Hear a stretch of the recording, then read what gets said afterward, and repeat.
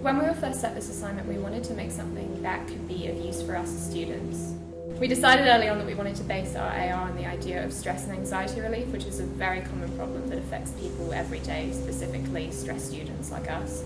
Initially, we wanted to make something that could physically guide the user to a set of distractions in a particularly stressful moment of anxiety, such as cafes or bookshops or parks and stuff. The GPS not having customizable locations.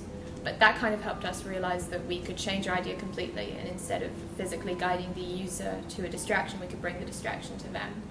So we had the 3D room which you could immerse yourself in to get yourself away from other people, which could be causing stress, and get you into a more familiar or relaxing environment.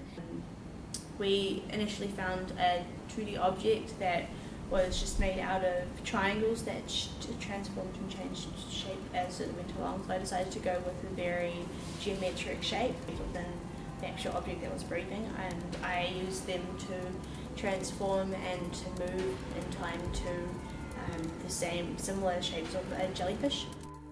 We tested Metaio's mesh reading capabilities initially with a very common mesh of a rabbit, which was really fiddly to track because it has a very specific silhouette and you have to be holding the camera in a very specific angle for the program to even read it at all.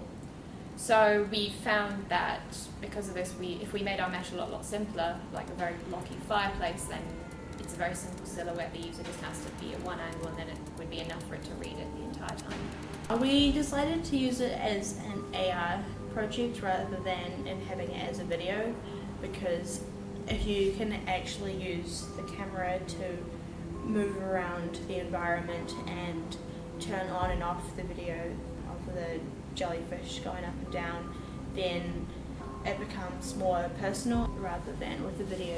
It's just something you press play and pause for, and you can't move around within the environment. We decided we wanted to make a little miniature diorama that could fit on a desktop, something very portable and that incorporated the use of a 3D object for the user.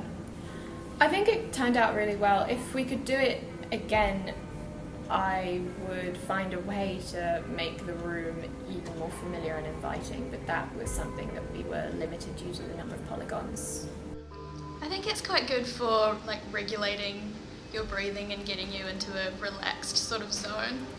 It gets you even just focusing on one thing that's just doing a smooth movement is quite relaxing, and it takes your mind off things.